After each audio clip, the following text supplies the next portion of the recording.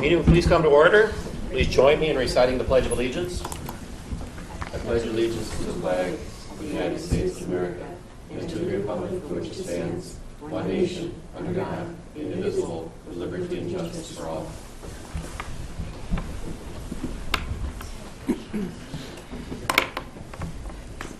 Okay, any amendments to the agenda? I'll make a motion to approve the agenda. I'll second it. Discussion? All in favor say aye. Aye. And opposed, nay. It's approved. Minutes. I'll make a motion to approve the minutes. Is there a second? I'll second it. Discussion? All in favor say aye. Aye. And opposed, nay. Motion's carried. Carol. All right, yes, we have a few year-end items to address.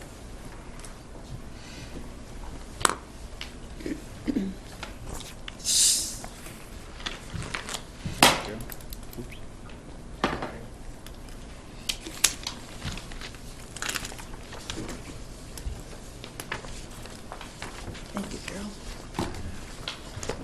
Hot off the press, actually. We can share.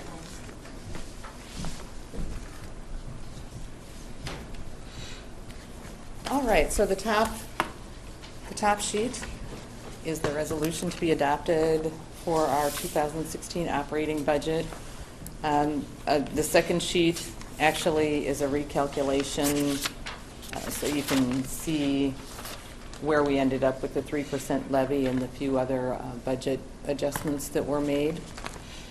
We will be using $255,009 from fund balance to actually balance the budget. You can see that on the first page and how the calculation was arrived at. There were a few more changes, some additional revenues that were added, so it is lower than the sheet that was distributed last week. So Carol, how are you reading this? The budget deficit, if the levy is increased, it says 3% levy increase, 255,000, but you're saying that's the general fund? That's Or- our fund balance that will be reduced, and you can see each of the funds, like DOT dropped their levy from last year, so they're not taking any from their fund balance. Mhm. General revenue will be using 215,000. Human Services, 40,000 of their Okay. fund balance. Okay. So then on this sheet, That's, I know I'm kind of getting ahead of you, but it's so- right, that's that 255, but it says budget deficit, so that's what we're still short, right? right. That's what we would be using fund balance to cover. Sure. And then the final number for the tax levy, that 3% is where? It's the 11,700,666. No, I mean, just the 3% that it's going up. 365,948 down in the lower right-hand corner. Oh, gotcha. That's what the 3% Okay, produced. good, thank you. Okay.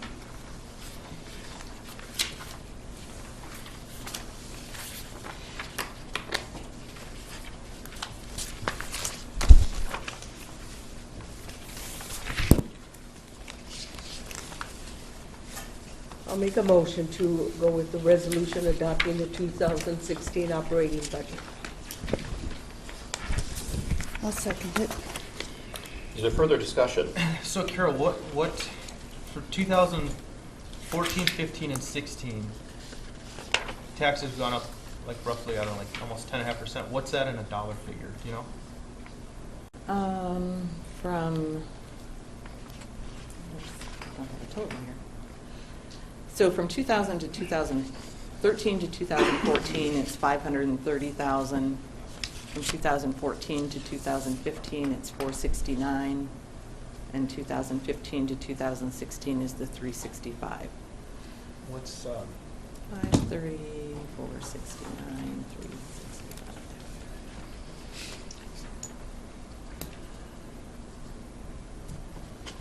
So roughly 1.4 million. Okay, so taxes gone up 1.4 million in 3 years. What's the, out of curiosity, what have we used in fund balance over that period of time too? Approximately $600,000. So total has been about $2 million in the last 3 years we've overspent, roughly. More or less, okay. Roughly. Based on, and it's using budgeting too. We don't have 2015 closed, so we don't exactly know how we're going to end up with that. Sure.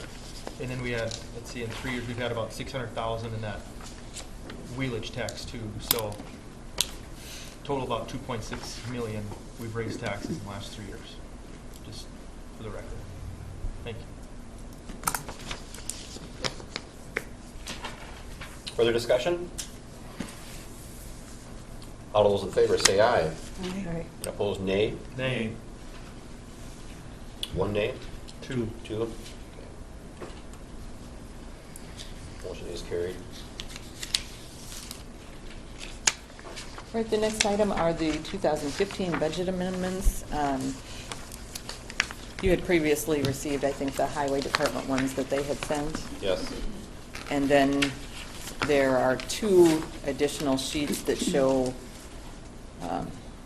adjustments to various departments based on revenues that were under budgeted, or the expenditures, like for the grants in the zoning office.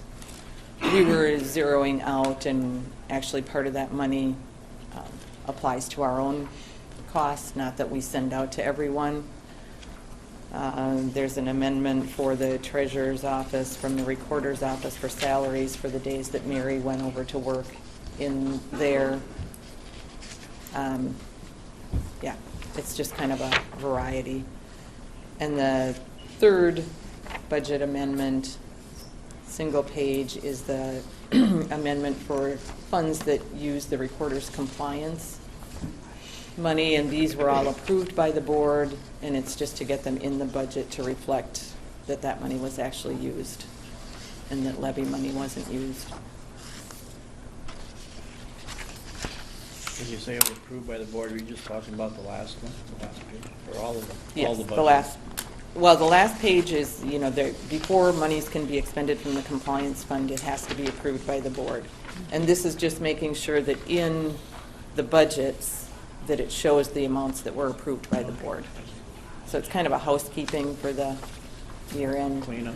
And the other one with the various departments are, items that were approved by the board, or they're just where we didn't have enough budgeted for certain items. But it ends up decreasing our budget deficit because there were some significant increases in revenues in our interest income and that. So it decreases our levy need. Like $80,000, or our budget deficit by $80,000.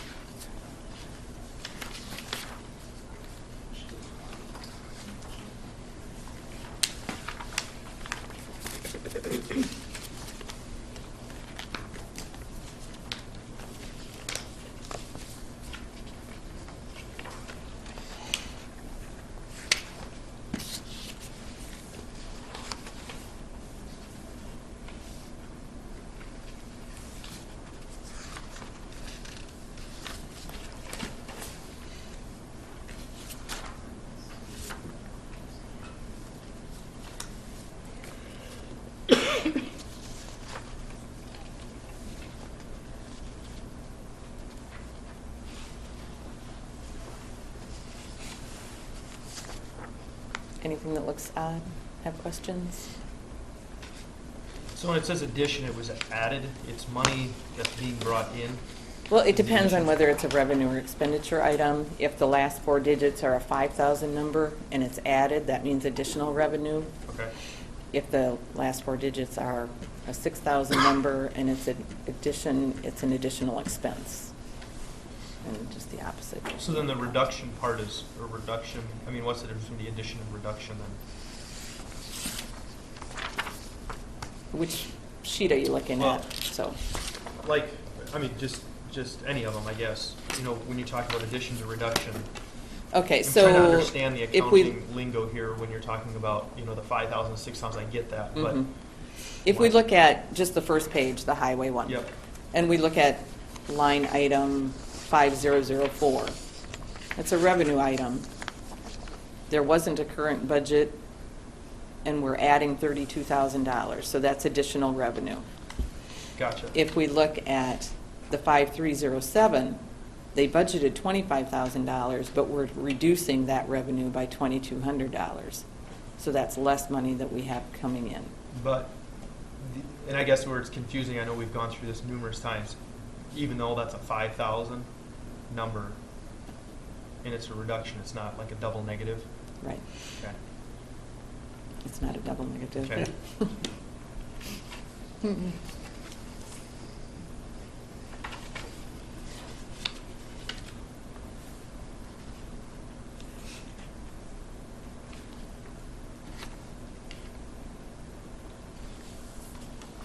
And a lot of these budget amendments we do to make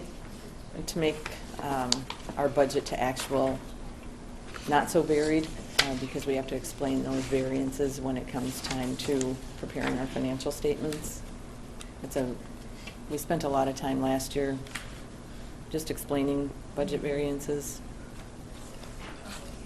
So this makes it more to what we actually, the actual activity. I said, and the net of all of these is actually a budget deficit reduction. Now, highway was no difference or negated. There- Right. Yeah. Mhm. If you look at the summary page. Right.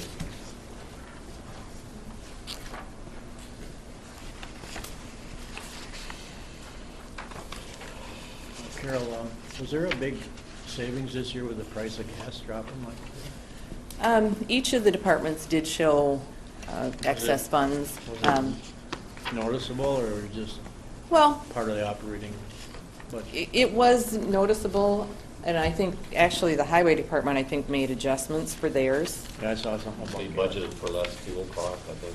Right. At the beginning of the year. But they may have offset that by a repair somewhere, so we adjusted it to that line item. Mhm. You know, so some of it actually was used. The sheriff's office this year, you know, with the transition and the projects that had been approved prior and what was done this year, those line items are, you know, there's some of them that are way over, some of them that are way under. The fuel happens to be one of them that is under, but you approved a project for them to do that radio thing, so part of that money is going to cover that. So their bottom line is pretty much where it should be between all the departments with the sheriff's office. And next year, we'll hope that it's more in line to where it should be. There were, like, the LETG project was approved by the board. There was some documentation that was left as to how it was going to be paid, but that was in 2014, so it never got carried over to 2015. So it's one of the departments that maybe doesn't look really pretty, but the bottom, for line items, but the bottom line is okay. And Mark and Travis spent a lot of time going through each line item and getting them put into the appropriate places for the 2016 budget, so better.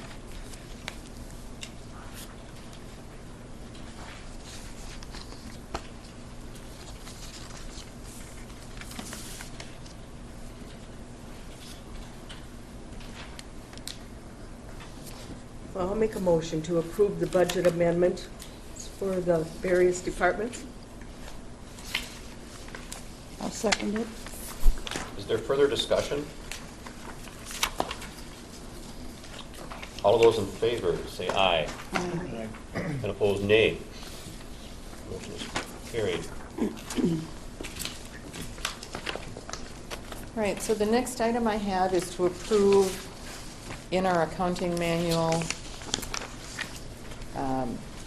Section 2.04, which deals with airport revenues and the accounting that we must provide in order to comply with the single audit requirements and the FAA requirements, not FFA, FAA requirements.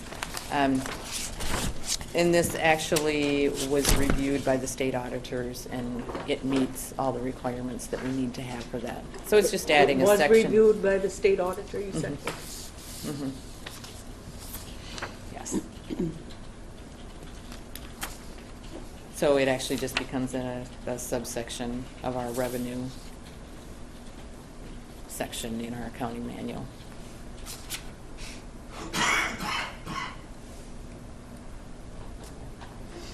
And basically, it's to deal with the fact that any airport revenues we get in have to be spent on the airport. Right.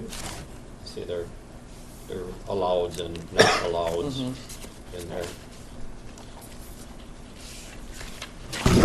And we need a motion. We need to approve that. Yes. Motion to approve the airport report. I'll second.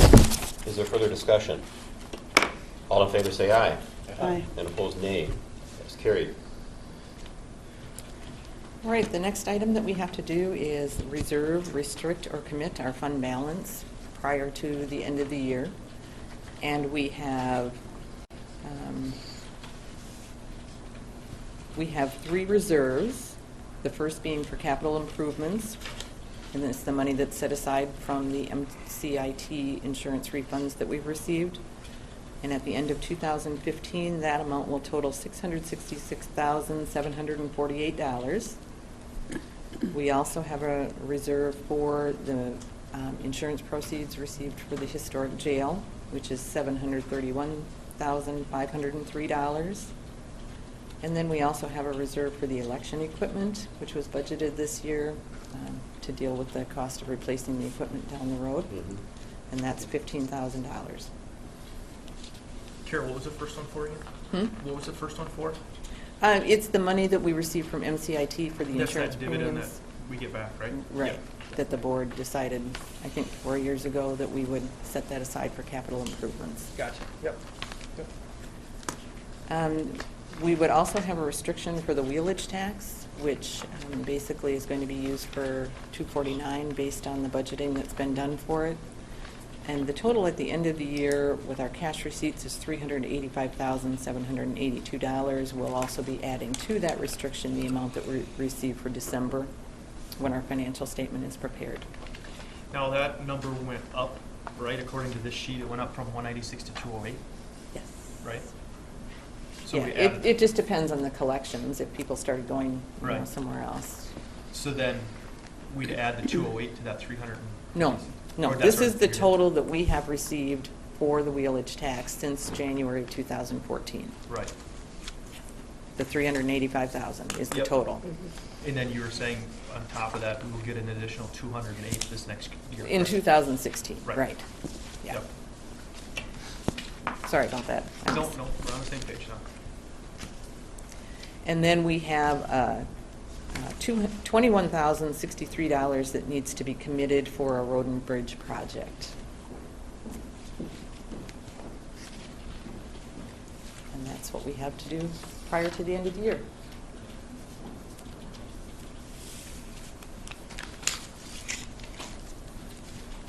And that's what I have. But you do have to make a motion. Okay, we need approval of Adopt these it. fund balances. Mhm. Fund balance, reserves, restrictions, and commitments. So moved. Is there a second? I'll second it. Is there further discussion? All those in favor say aye. Aye. And opposed, nay. That's carried. Yeah. You are free to go. I think. Right? I better look at the sheet, make sure. Don't forget anything. Year-end cleanup. Okay, Mr. Frank. Morning.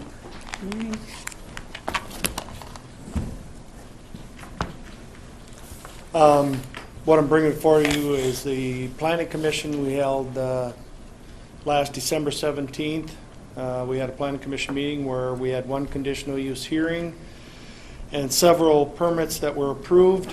The conditional use hearing was by Todd Bornholt, Spring Grove Township, and that's the supper club that had took the rezoning the month before.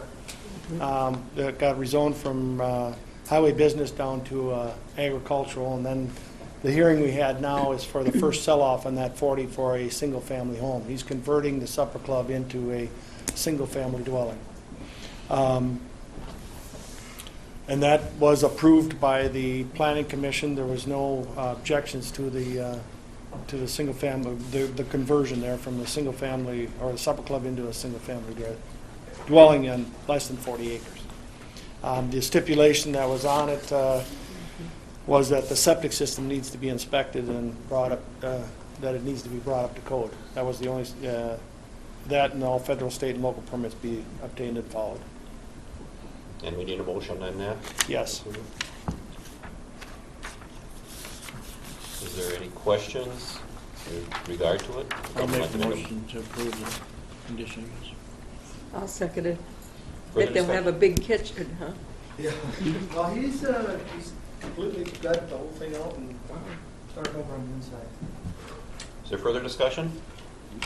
All in favor, say aye. Aye. And opposed, nay. That's carried. The other thing is the zoning permits. Like I said, there's 7 of them there that the planning board, planning commission has approved. Is there one we're not seeing? There's only 6 on our list. Okay, 6. Okay. I said several, but yeah, 6. Motion to approve the zoning permits as listed. I'll second. Further discussion?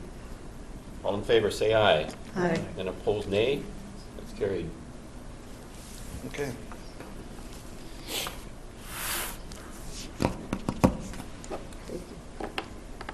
Is that signed? I could take it back and then we can have it. Hang on here. Okay.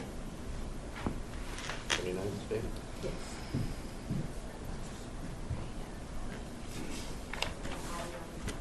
Yes.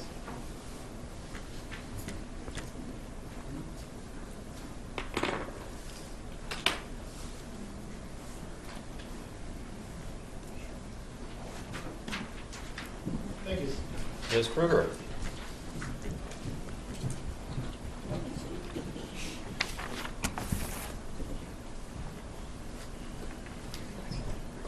Good morning, Commissioners. Go ahead.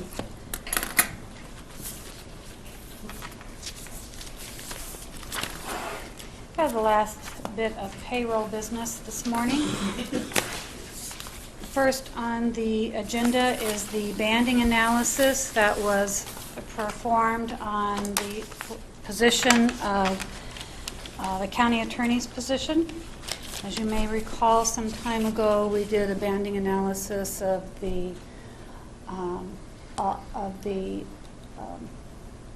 assistant attorney, county attorney staff. At that time, we followed that up with a banding analysis then of the county attorney position.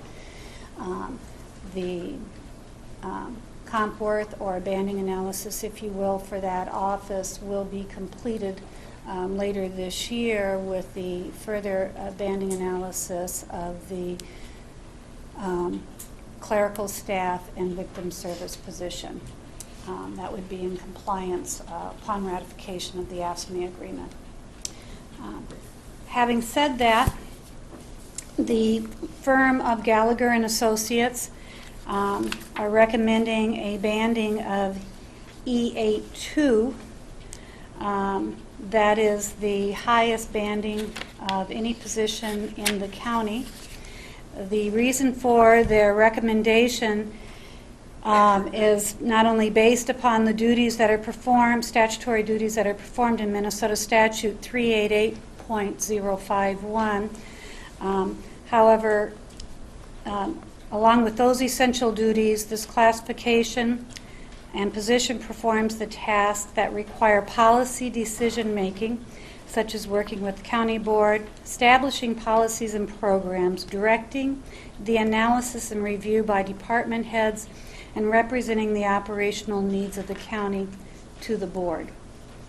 Overall, the position acts as policy advisor to the county board and strategically directs the county board in the policy development and implementation to ensure compliance with statutes and regulations, as well as ensuring the efficient and effective operation of county departments. Gallagher and Associates analyst Mr. Verdun went on to say this position also performs many as quasi-administrator for many of the functions, not all, but many of the functions that are also normally done by an administrator. So at this time, we're recommending the E82 as a banding for this position. What you also have in front of you is the grid that is the next item on the agenda. That is the non-union appointed and elected official wage grid. This is something I will be discussing next. But a note that we have added 3 banding levels as E81, E82, and E83 to reflect the placement of the E82 should this board determine to do so. So at this time, I will take any questions that you might have. Potentially, I believe County Attorney Yant, we've discussed this, and he'll both take your questions. Any questions, remarks? So who's all this affecting? What position? County Attorney's position. Yeah, and then you'd mentioned something about. Well, because of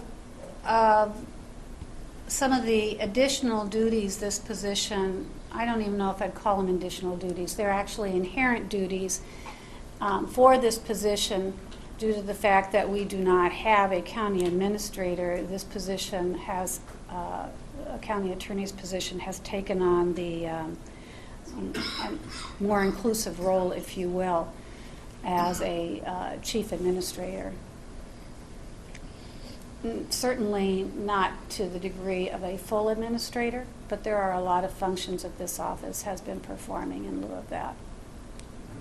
I think what she's saying in English is that oftentimes you have policies that you wish to have implemented, and I'm here and I hear it, and then land use comes to mind, and that the board has a direction, and instead of me getting a policy that I have to decide the legality of it, it's more in the creation role of it. I've met with a number of the commissioners on different things, just using that lens of the land use role there, where it's a little bit different than what a normal county attorney would do.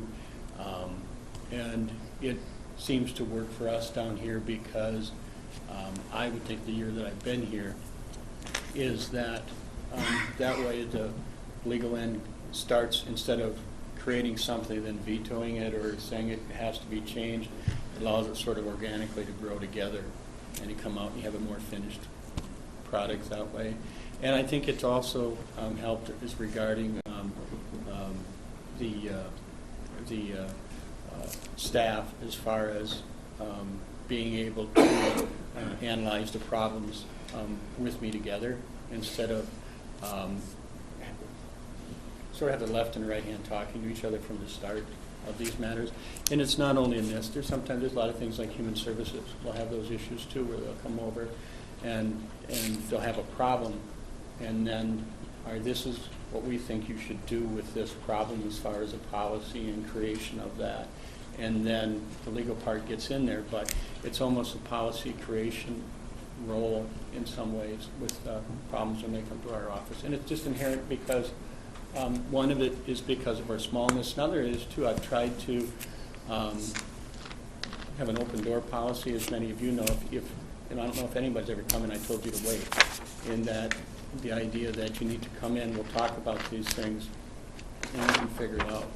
And I think that just is the best policy. It's what I did when I was in private practice, because certain, that way problems tend to not occur if you can deal with them ahead of time. I know we often have done this to go back and get correct banding and have an outside company or firm look at this to give their recommendations. One of the questions is, what does this do salary-wise increase? And B, is that covered going into this next year since it's a change? Yes, these matters all tie together, and yes, it would impact, it does impact salary, equitable pay. The grid that we will be looking at, I would like to remind the board, is a guideline for elected officials. It is not a contractual obligation. However, I highly recommend that we follow our guidelines so that we have equitable practices, that people are paid for the value of the work they do, the expertise they bring to the table. The Attorney Yount is absolutely right on when he talks about this is a policy level development. His office is intimate. He is intimately involved in the creation of policy, not just from a legal review perspective. And it's not unusual necessarily for a, I had a lot of discussion with Gallagher and Associates representative. It's not unusual for a small county to have to rely on their county attorney's office for this type of work, and that is what is driving the decision. Also, I think when we look at equitable pay as compared to, I know the elected officials are not included in our comp worth. However, I do look at equitable compensation from an HR perspective. And when I look at compared this as an analysis of other county attorneys with similar experience in public sector law, similar experience in on the criminal law side, as far as on the some of the public civil side of the matter. This, I believe, the salary that I proposed to you is in sync with that. And I'll chime in too. One of And the I think things, that's regardless of the classification. one of the things I think you're getting at, Commissioner Zimieski, is just the nuts and bolts of it, is that, and I think I brought this up last year when I was starting this position, is that there was thousands of dollars that were spent on, before I took office, on employee investigations and the like that are done in-house now. And that land use that was sent out, that we've all done in-house. The only thing that I know that has been done sort of, I don't even know if it is out of our jurisdiction, is there was a $2,500 deductible on a thing that's going to the district court for the Board of Appeals and through the Board of Adjustment. The only reason I did that is because if that matter does proceed to trial, and if there has to be an appeal, the trial transcript alone would probably be between $200 and $2,500, because it's $3 to $5 a page. And so it's just more, it makes some sense to have someone else to do that. Besides that, the insurance is driving that, and I don't know if I handled that, does that void our coverage on that issue? That's the one you're talking about that Squire Yes. has taken over? Yes, yes, it just makes sense in that one. I had one, there is what I believe, obviously I'm an opponent, to a conciliation court matter that we've just served on the auditor, the sheriff in my office. And I did have the auditor call MCIT and see if our policy covered it, because that's our board's policy to send these things up to see if we have coverage or not. And the claim is $2,500, and I think it's ridiculous that we would pay the deductible on a $2,500 claim. We should handle that in-house. And so it's something we've never done before, but I certainly have the ability to do it. Also, we're going to pursue what hasn't been done in the past, EDA loans. That we have one that I think they're talking $16,000 that may be left out there. The person, will pursue it, and we're going to pursue it in district court. We'll pursue that money, and then I believe that we'll be successful, and then we'll pursue a judgment. And so That is the type of things, I think, too, just when you get to nuts and bolts of it, there will be a salary increase, but I do believe it's offset by the activities in our office. The other thing, too, and I'll go over it with my annual report here, my first annual report, would be is that when I took office, that there was a misconception, perhaps, regarding what could be used, the forfeiture monies could be used for. And I took a close read of this, looking at that statute there, and that has been able to fund a lot of our training, which makes it's really a win-win, because we could, in the past, it may have been used for buying software or computer hardware, but I obviously know that has a life to it. And what I have in my office would be career prosecutors, and that we are investing in them through this training expertise, so we have much better people for our county. And again, this forfeiture money is not something I can use to implement to salaries or anything like that in my budget. It's very narrowly what I can use it for, and for assisting in prosecution. And so, like I said, I mean, we've been trying to offset and stay limited, but also give the county a very good use of the dollar as well. We're very cost conscious, if you will, regarding this. And Attorney Yant brings up a very good point. There are times when, and I have in the past year recommended an external investigator due to the appearance I felt, perception, if you will, not appearance, perception of conflict of interest. And so I recommended outside investigator.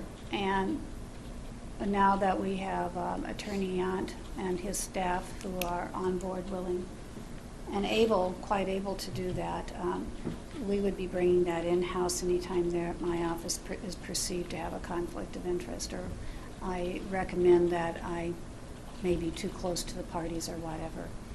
So that would be very beneficial.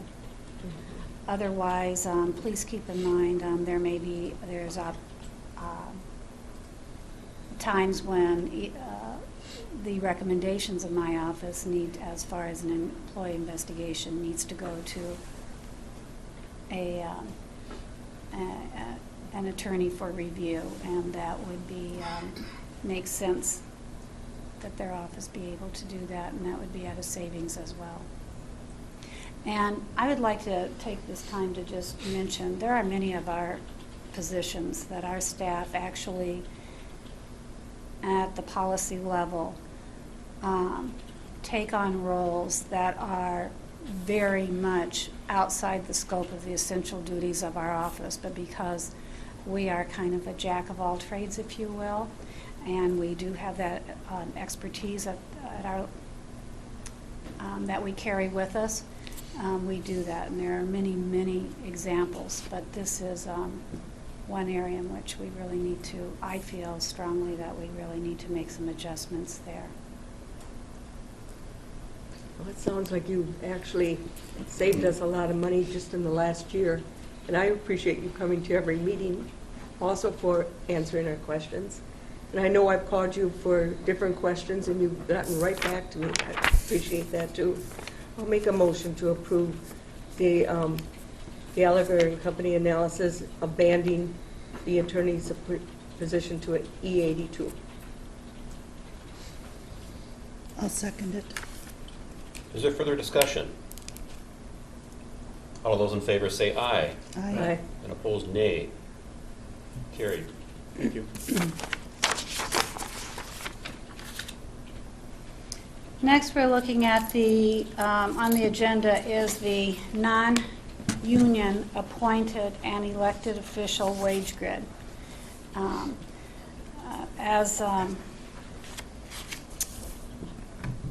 This is for the year 2016. Note at the top, it has for the non-union last week, we did the appointed 2.5%. You will note that increase is reflected on this grid, if you will. We use this grid, like I said, for equity purposes in, as a guideline in assigning salary as well for our elected officials. Salary is assigned on an annual basis at our last meeting of the year. At this time, I'm looking for an adoption of the wage grid. And then we can discuss whether or not and how you wish to use it for the elected officials. So they're outlined or listed here. Pardon me? Oh, I mean a wage grid? It's the wage grid that's included in your packet. Oh, okay. As far, Okay. it is part of our personnel plan I'll make a motion to approve the wage grid. for 2016. Correct. It includes Appointed and elected steps officials. Yep. and the across-the-board COLA for this So year. this is the grid and the salaries, or just the grid? Just the grid. And then we're doing another motion on the salaries after? The salaries would be separate. Gotcha. Can't do the salaries without having the guideline Mhm. to look at. Mhm. I suppose you could if you wish to do so, but Yeah, it's at our discretion. the grid for non-appointed would need to be formally adopted as far as the personnel plan. Mhm. And like I said, we use it as well as a guideline for the elected.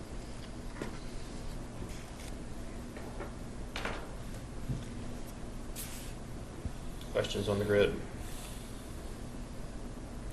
For those in the audience, it has, for instance, even the temporary seasonal grid, the veteran service drivers, sheriff's office transport officers, drop site supervisors, and public health nurses.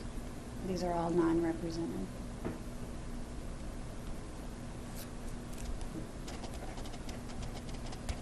Is there a motion? Oh, excuse me, I'm sorry. Is there a second? I'll second it, to approve the grid. Further discussion? All in favor say aye. Aye. And opposed, nay. The motion is carried.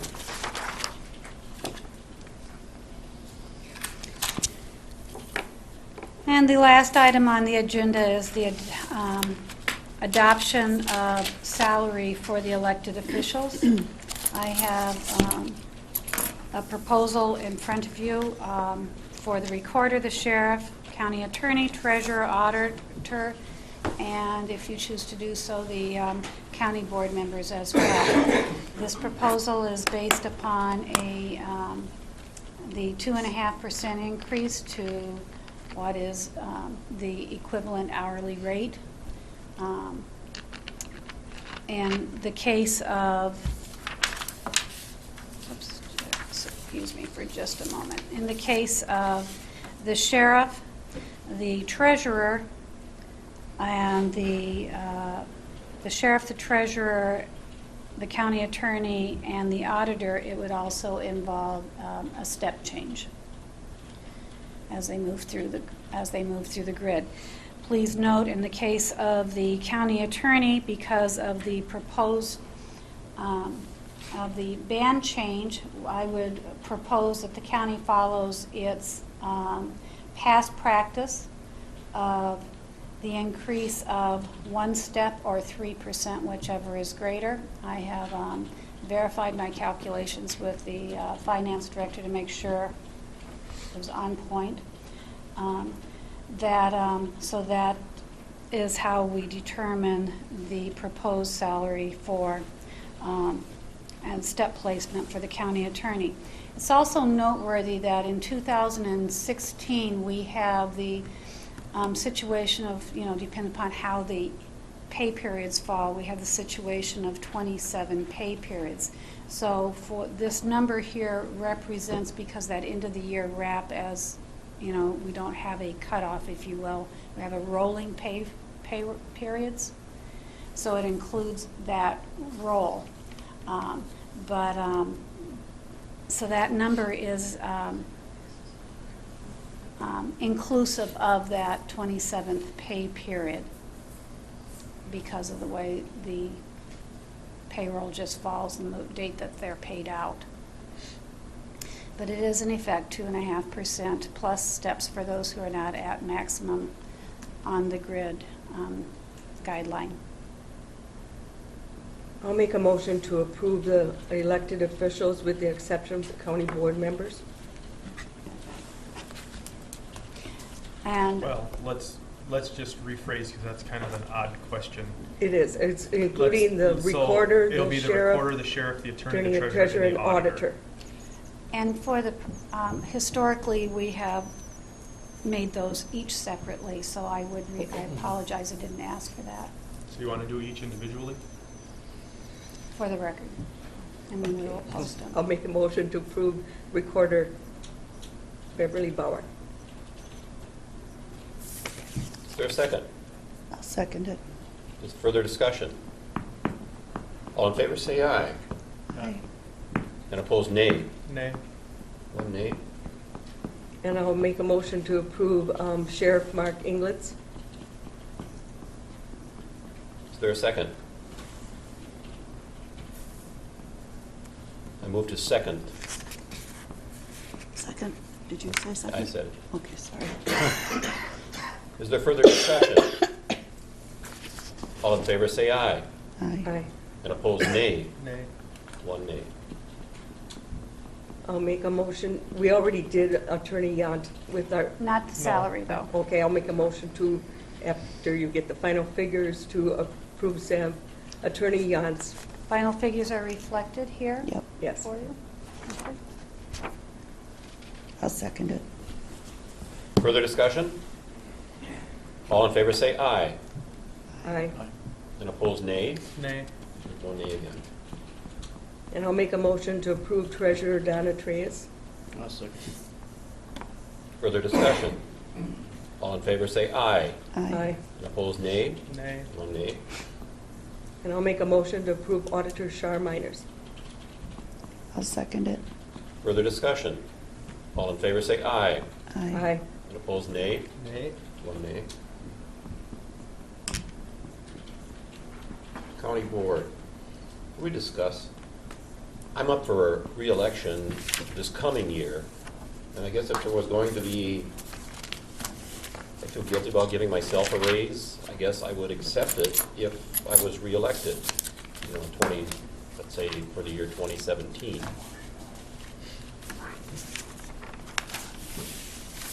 And that should probably be the case with anyone. Your next election year, you'd be entitled to it. So you're basically saying that you will keep it the same for this year as last year Yes. at this time? Yes.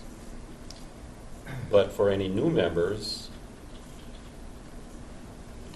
they would be entitled to the 2.5% increase? Is that what it is? Yes. Presently, the annual wage of commissioners is $19,016.34, and we would be looking at a 2.5% increase, which brings it to $20,241.43, but that is effective January of 2016, not Right. 17. Right.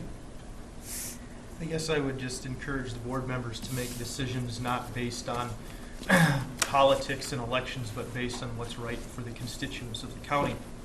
I guess if we feel, or some individuals feel guilty about giving yourself a raise, maybe that speaks volumes as to where we're headed financially. So I would only question, why do we feel guilty? Or I shouldn't say we, but why do members of the board feel guilty giving themselves a raise? It means that you feel bad taking more money from the taxpayers, but you don't feel bad taking money from the taxpayers, raising taxes 3%. So I guess it's kind of a contradiction, why we feel guilty in one aspect but not in another. So, like I said, moving forward, I would encourage the board to make decisions based on best interests of the constituents, not based on elections. So is that a motion to make it the same as last year? I would move to freeze the pay of the county board for the 2016 I'll second it. season. Is there further discussion? All in favor, say aye. Aye. Any opposed? That motion is carried. The only other item is just a matter of information. We are starting our Veteran Service Officer interviews today and plan to conclude them by January, the end of the business day, January 4th. Do we have applicants? How many applicants? Well, yes, we do have applicants, Commissioner. Yeah. How many? I believe we had 15. We're interviewing 4. Okay.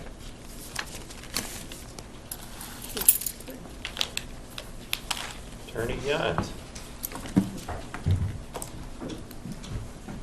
what you received.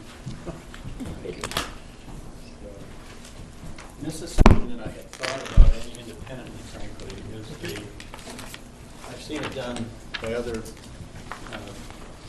county attorneys, this annual report. And obviously it gives you a snapshot of what my office is doing. But it also, I think, is a good tool for our office to remember that what we're doing as well. And it also, as I was going through this process of compiling this data, it has the collateral benefit of introducing me to some of the data collection methods that we have, what I call the, see it referenced into MCAPS program, where we collect all of our data, to kind of just see some trends that are going on and where we're spending resources. It's my understanding is that there's some new tools that are coming through this county attorney's program. Also, I worked with Darlene Larson, the court administrator, to get some of the data there. And data is data, and it's how you interpret it and how you use it.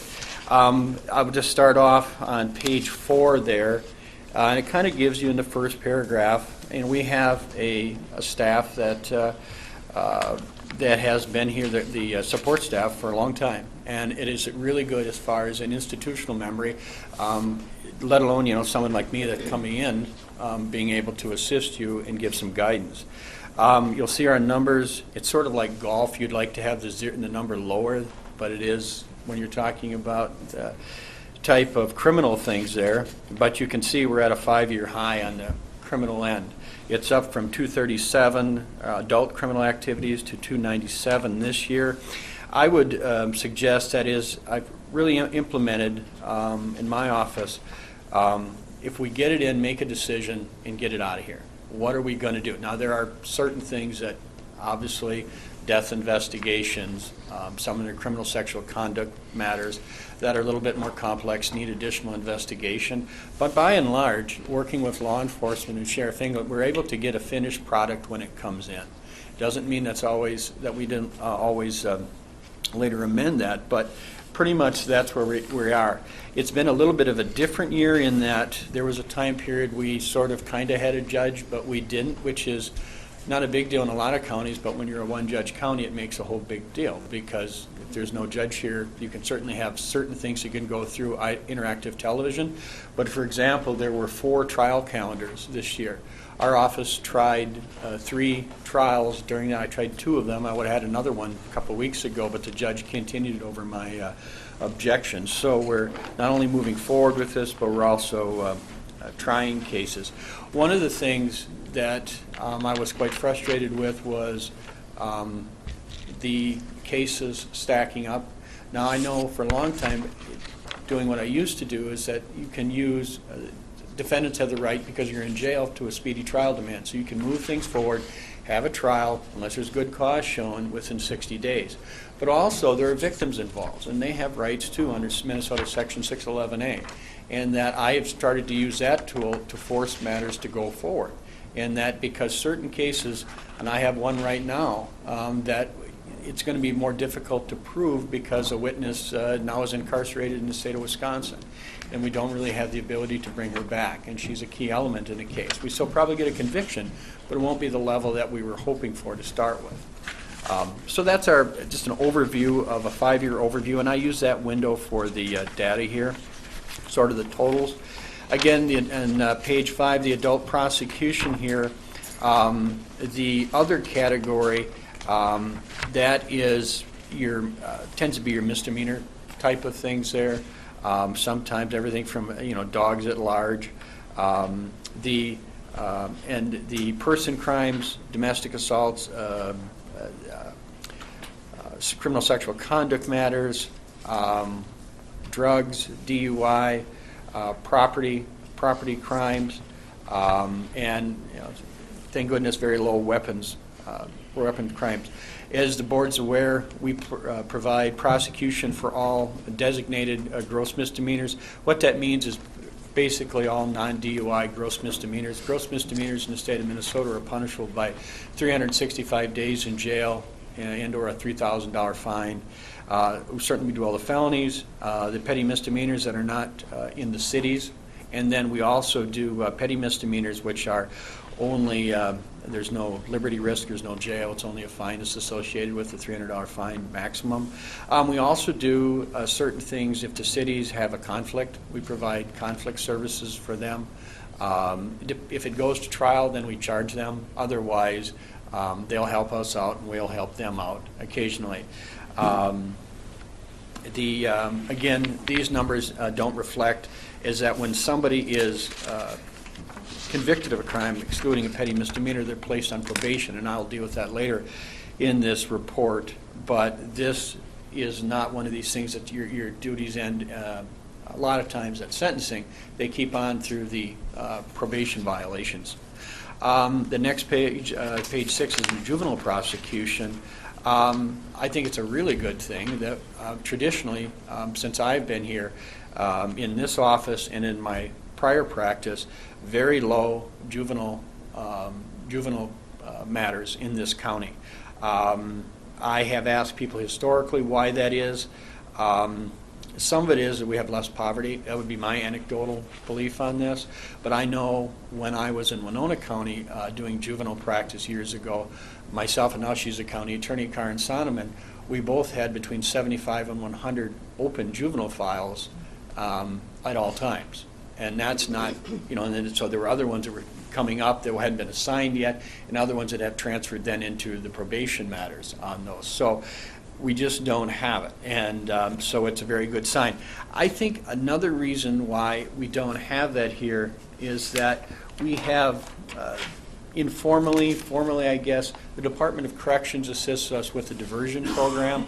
So when somebody comes in, because as a judge once told me, is that in juvenile justice, well, in adult, we incapacitate and punish, and if we get rehabilitation, well, that's good, but it's really not the focus for most times when you're an adult. But it's the complete 180 when you're in juvenile matters. It's you want to rehabilitate so you don't see them anymore. And so we might have rehabilitation that smells and tastes like incapacitation and punishment, but the end goal is to not see them again. And the diversion program that the DOC runs with our assistants, I think it's my anecdotal belief that it leads to this low number of total juvenile prosecutions that we see in this county. So it's a good thing. It's a really good problem to have, is to have that. And also, too, that it's another good thing is that much like the children CHIPS or Children in Need Protection of Services, is that the juvenile, because you rehabilitate, those are the ones that we're sending out of county to programming that there would be costs to the county, whether it be transporting the individuals or the cost of the programming itself if there is not funds. And so, let alone our staff time in it as well. On page 7, the probation violations, that's handled by the Minnesota Department of Corrections, and they're, as it indicates here, are like peace officers. They have the ability to arrest people for violations of their probation. And once they're arrested and a warrant is issued, then it's our duty in my office to prosecute those probation violations. A lot of times there perhaps is a state prison sentence, and then the question is should they go to prison or not? Or should they receive treatment? And what is the proper disposition or redisposition for the person? So as you can see there, this is it's a reflection of our numbers. We have primarily adult probation violations that we're dealing with, but some of it is the juvenile probation violations. It's interesting, too, is that you could have very easily have a criminal case where you come in and from start to finish, maybe 3, perhaps 4 hearings on it, and a probation violation, that same case, if a person's on probation, a lot of times drug crimes can be 20 to 30 years, but most crimes, there's some that are 2 years, 2.5, but 99% are 5 or more, that the time someone would go to prison, you would have, say you had 3 hearings to get to the sentencing end of it, you may have that, double that or more of probation violation hearings. And so it's an area that we assist with and prosecute, and it's another thing that we're very invested in. Child Can I protect. ask a question Go about ahead. this probation? We're hearing so much about it on the news with that young person that went to Mexico. But if they do violate their probation, it goes to the DOC, right? A typical example would be when I had one this morning that I had to deal with before I came over here. The person was on probation out of our county, and actually was on probation and had to meet with the probation officer. It was part of their conditions, you have to meet, Right. and they did not meet. And one of the law enforcement members said, hey, this person is in the state of Wisconsin, and so they found out where this person was. The probation officer drafted a probation violation. Then my office had to draft the assist with that process to get her back here. And then this morning there was a fugitive of justice complaint that had to be drafted by my office and then signed. And then that'll appear for the judge today at 11 o'clock regarding letting them out again on probation or not, or they'd be held pending a next hearing. They would get an attorney appointed, then they can contest a probation violation because they have a right to a hearing on it. And then if they would admit or deny, or if they're convicted, you can have a trial on a probation violation, not a jury trial, but you can have a court trial on it. And then the judge would have to make findings regarding whether you would stay as on probation, or if there are substantial and compelling reasons that you should have your sentence executed and you should go to prison. And that can happen, that process can happen up to 3 to 4 or 5 times, Okay. depending on it. Specifically when you're dealing with, I would say, I'll say comfortably it's way more than 60%, but we have a combination of drugs and alcohol and mental illness. And that's the cocktail that you're dealing with here. And so when you see a number of these probation violations, it's really the person's, they may have violated probation, but it's the mens rea. What were their reasons for doing it? And that the court has to weigh that. The other thing is that's always in the orbit for the court when they take a look at this, is that last time I knew statistically is that less than 75% of people who go to prison do get treatment for chemical or drug, and they're looking at that 25% are people who will be short-term offenders, so you can get in, get to treatment, and get them out. And then they're looking for youthful people who have not had a history of alcohol or drug treatment. And so that's why a lot of times you'll see this where there's a try to get them this treatment at this end, because the known is if they go to prison, they will get out, and then they're going to get out and they're untreated, and you try to deal with this on our end here. And another thing with probation violations that's difficult is that we're a border county, and that we will have somebody who has these issues and that they cannot go to the state of Wisconsin or Iowa if they're and get treatment. They're being held in our jail on that issue, but their insurance, their resident, as a resident of the state of Wisconsin, only allows them to access those facilities, or in Iowa if they're home state. We don't really have the ability to provide services for them. And so it's very difficult under this interstate compact on probation. The court cannot allow these people to leave the state. If the court would allow these people to leave the state and order that, then the county, not the state of Minnesota, is subject, last time I knew it was a $10,000 fine. And so, and if that happens, usually you get a fast letter from the Attorney General's office say, don't do that. And so it's very difficult. I mean, it's a very nuanced area of practice, probation violations. The child protection, this is one of those, and it's very lucky that we have Ms. Bublitz to work with in this area, is that she has a lot of experience in it. She was, when she law clerked years ago in Hennepin County and worked for a judge that was really experienced in this and had came to our office with a lot of real-world experience, and then with the training expertise that she has, the CHIPS, Child in Need of Protection and Services, these are our most vulnerable citizens of this county. And this is also where a lot of money is spent. And I think it's a lot of, I mean, you really have to. It's one of these things here that if you err, you're going to err on the side of caution of protecting the children. Because they are children. And they're not even like, my son who is 13 who can voice pleasure or displeasure, but many of these are children who cannot even speak yet. And they're just infants. And so it is a very difficult area to practice in for the social workers, for my office. Even when I was doing it as a defense attorney, it's very difficult.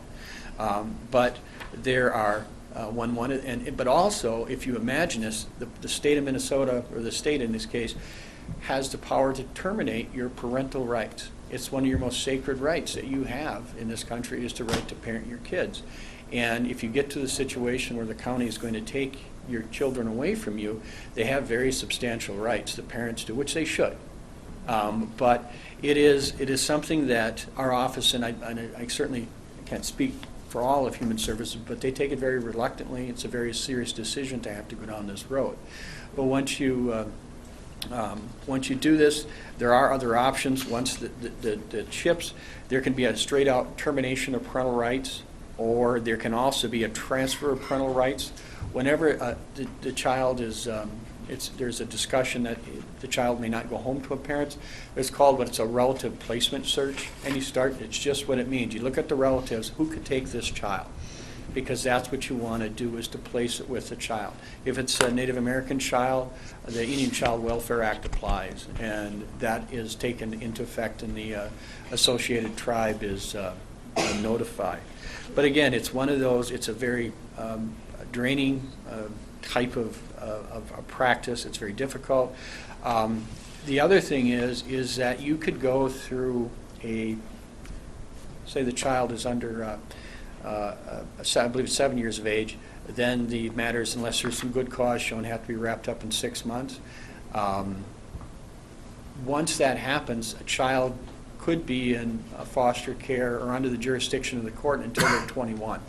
I know when I came here, I had children that I was dealing with that Attorney Schultz had dealt with, and retired Judge Fabian had placed him in CHIPS, and then we were dealing with that child when he was no longer here as judge.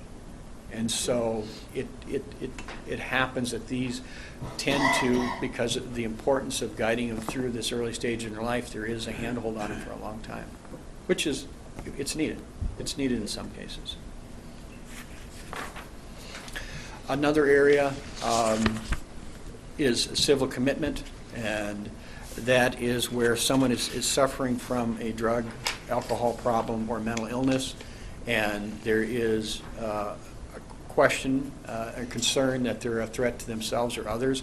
And this is a very difficult area for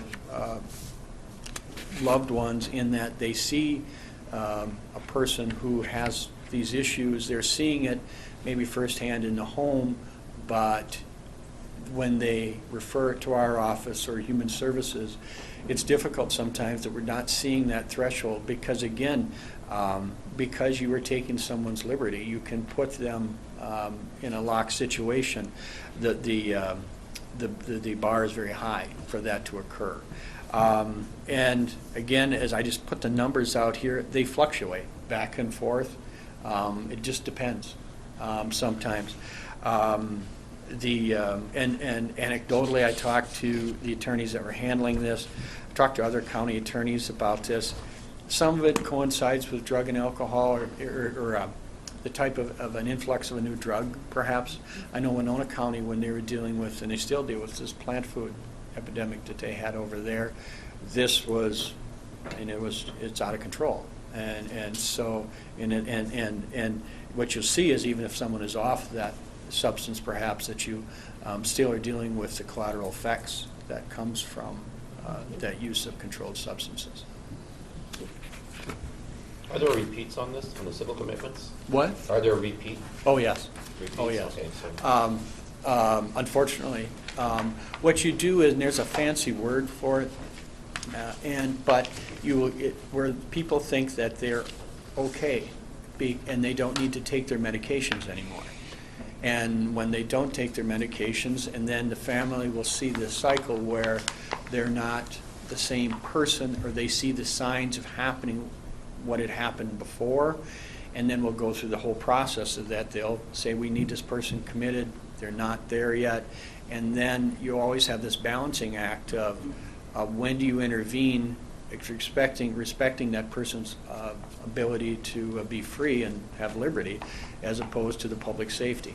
And that's another one where certainly law enforcement is on the front lines of that, and human services.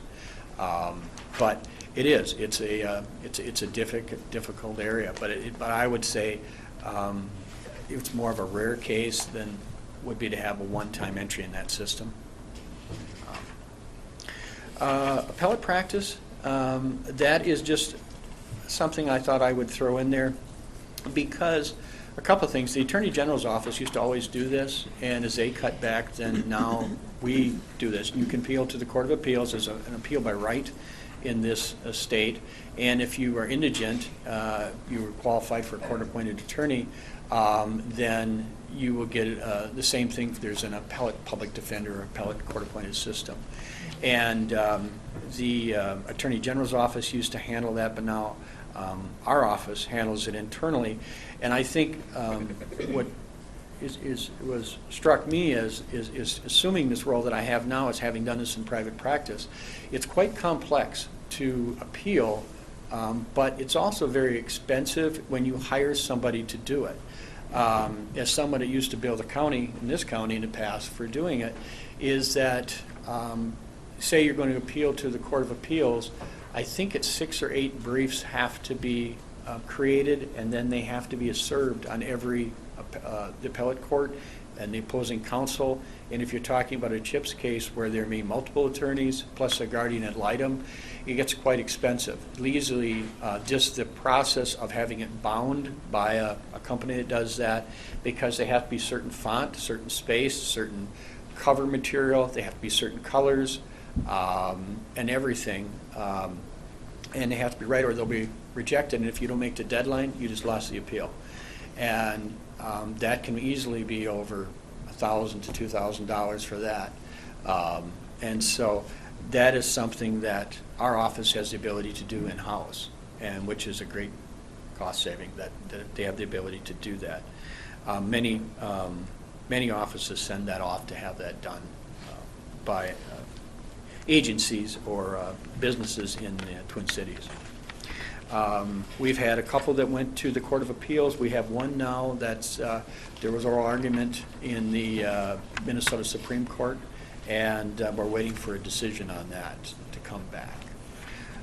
One thing that I think that would uptick in this area is that there is a Minnesota case in front of the U.S. Supreme Court, State versus Bernard, and there's a companion case from a bunch of them from Minnesota, but a bunch of them from North Dakota as well, has to do with we're one of 4 states, I believe it is, maybe a little bit more, that criminalizes the refusal to give a breath test in an alcohol situation.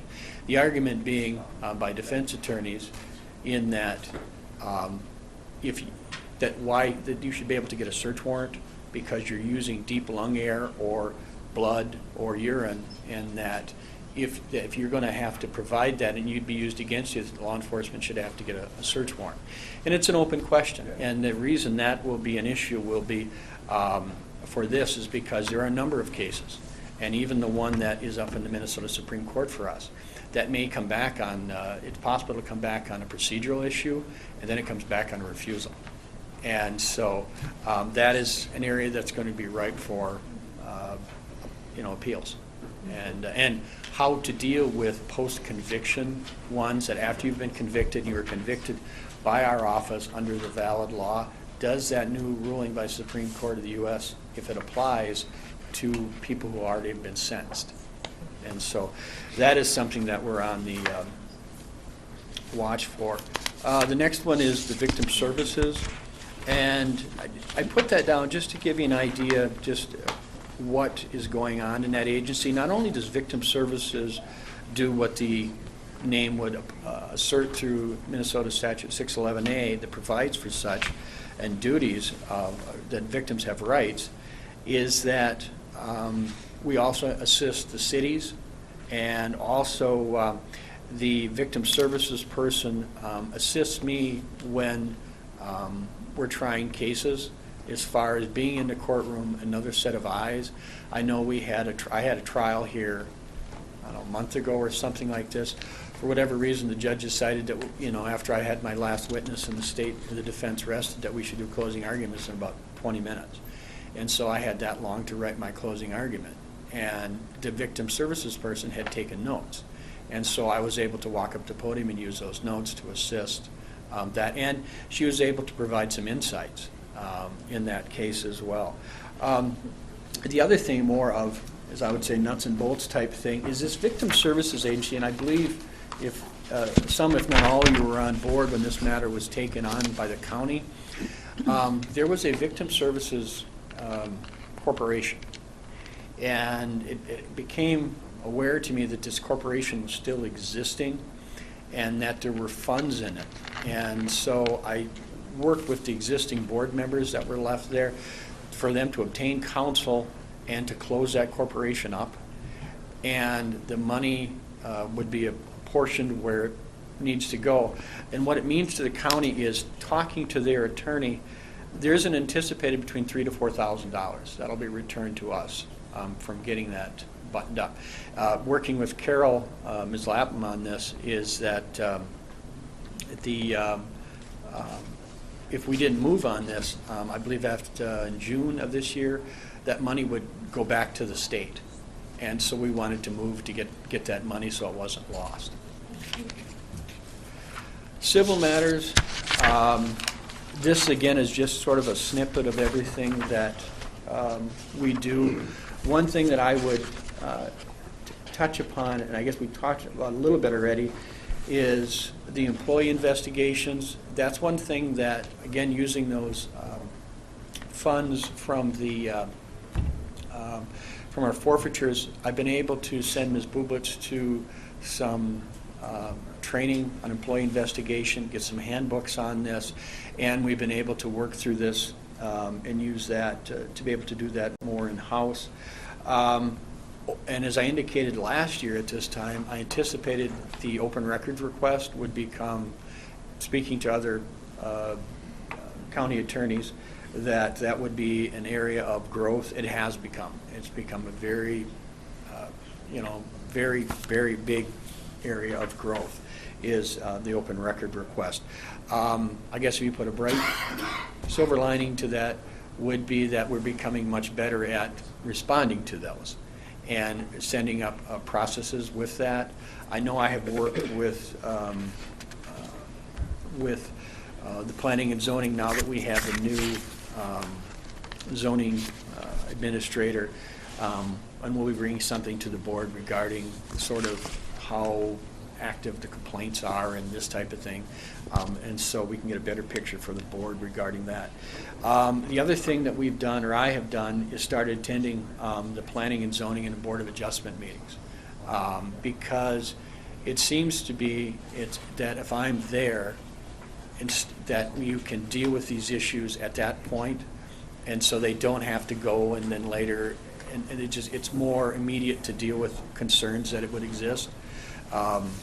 Also, when an issue comes out of the Board of Adjustment like this, the last thing you did today that Mr. Frank brought forward, I was there at 2 planning commission meetings before that, and that issue came up, We were able to spot it and say, hey, you need to do this a different way because you were in this district, now you're in this district, and you need this type of permit.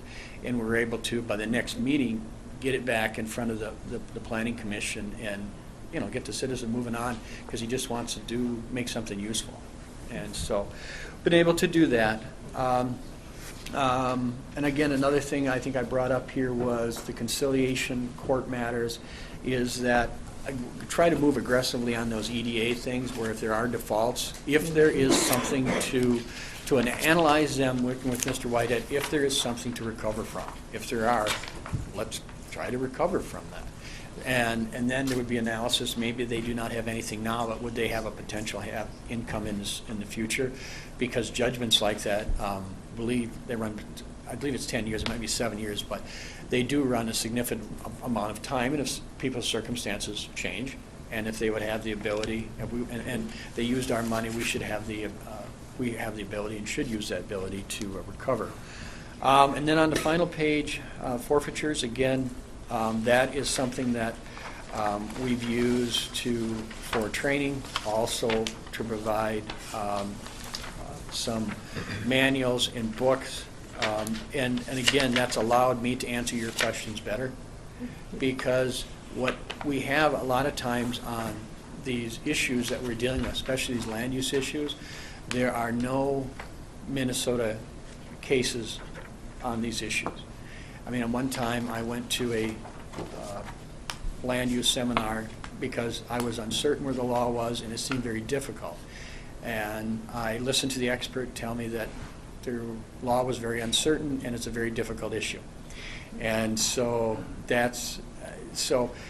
these treatises sometimes, they will give us, we'll see what other states are doing, where we don't have that ability through our legal research electronic databases to see what the 50 states are, what's the national trend on these issues, what are other states that have similar geography, topography, what are they doing in these type of issues? And so you can provide better guidance to the board. So that's where we're at, my office. Very good. Well, thank you for your time. Thank you. Thank you very much. One thing we got to go back, technically, I was just looking through some of the stuff, and since Tess is still here, the personnel matters that the non-represented, in the past, we've always had a very clear, cut and dry motion as to whether or not they're getting the same COLAs as the represented people. And I know we had the motion on the wage grid, but technically have not made the motion as to whether or not that COLA is being introduced into the union, the non-represented. Make sense? Yeah. Yep. Yeah, please. Commissioner, please repeat your question to me. Well, I was just looking through some of the things that we have to do by the end of the year, and we have to set the salaries and wages for, the elected officials, the unions Yes, and the and they non-unions. really should. And we have not officially done anything with the non-unions. We've got a wage grid, but technically have not approved, or maybe they're not getting a 2.5%. Last week we did, Commissioner. Did we do that last week? Yes, I don't we remember did that it last as a Public slate nurses and last IT. week. We approved 2.5% as a slate last week for the non-represented. Did we do that last week? Yes. Yes, Okay, It then that's my included bad, the then we did, nurses yeah. and the IT. and And that's okay. There's a I lot just know of. usually we've done them both, the union and the non-union the same day, and if we did it last week, then I am forgetting that, No. and that's fine. And that's okay. We determined this year that we're not required by statute to do them individually. Historically, the county has always done them individually by slate, individually reflecting their step, their cost of living, et cetera, and we did it by slate for all the non-represented, that they would each receive the step if they were qualified in the 2.5%, and that's the cause for the confusion. It seemed to be make more sense because that's the way we do the unions, as we do it by group. So that's the way I introduced it, as a group. However, I would like to ask the board if I could, and thank you for thinking about that and double checking on it. It takes several several of us, and a checks and balances is always good. I do need to, I went and double-checked the statute with the, Carol and I, the finance director, and I checked the statute. What we are required to do, though, is to, per statute for the elected positions, not just read each office, but read each office and the amount that needs to be set for each office for the annual salary. And so I am here to read those amounts into the record for the board. And if I could have a, I believe it would be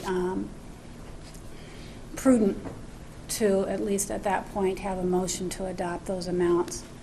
I know you've already approved them on the paper, but we didn't reflect for each office what each amount would be. For the Office of the Recorder, the 2016 annual salary would be $65,822.33. For the Office of the Sheriff, the 2016 salary would be $95,212.80.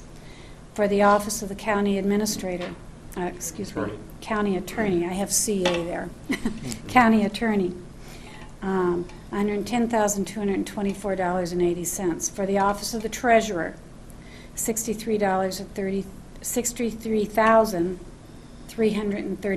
$63,331.20. For the Office of the Auditor, $77,544 even. Those are the, for each office. That reflects the, any potential step placements, advancements on the grid, as well as the 2.5% COLA, as well as the 27 pay period. Motion to approve those salaries. I'll second it. Well, hold on, so then if we're motioning to approve the salaries that we already motioned to We've already approve 10 did minutes it. ago, Yep, I mean, I understand your numbers are for clarification purposes. that's right.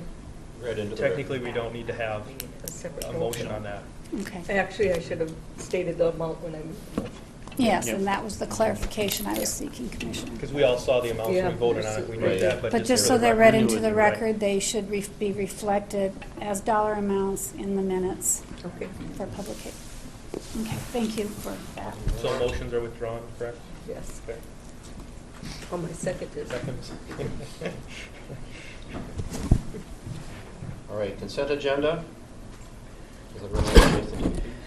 What were multiple changes in hires? We don't have anything in our packet that Specifically calls All out. the ones what that were- we did last week. that was the ones for like the drop site and that stuff, right? And public health changes. Yep, yep.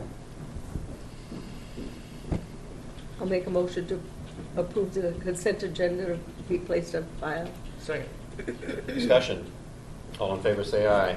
Aye. And opposed, nay. Motion is carried. Highway Department building.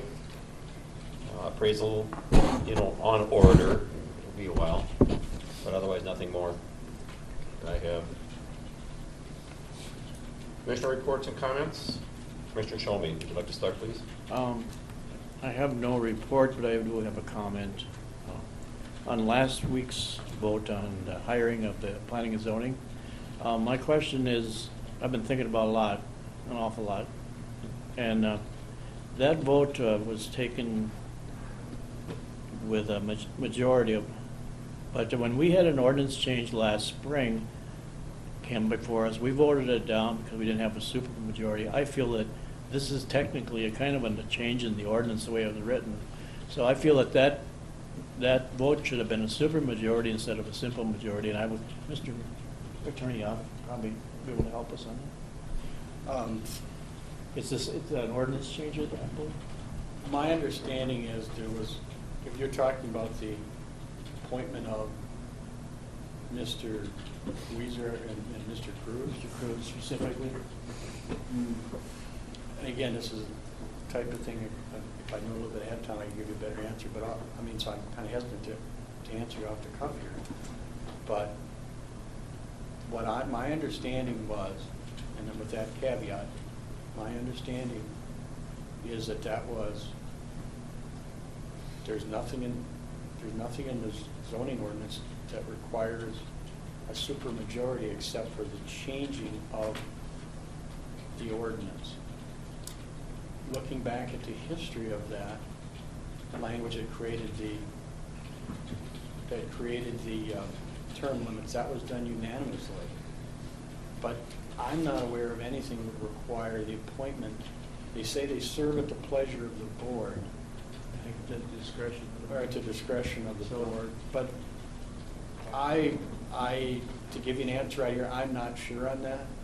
I would, like I said, as I sit here, I would anticipate that's probably a majority vote, but I would have to take a look and see if that's been defined in Minnesota law or if that's further defined in our zoning ordinance. Because I know there's a state statute that allows us to create that, and I'd have to look at that enabling statute. I mean, I can get back to you. That statement at discretion of the board is kind of vague. In that ordinance? Well, and I guess, I think super majority, a simple majority, it should be, somewhere it should be stated when you do something that important.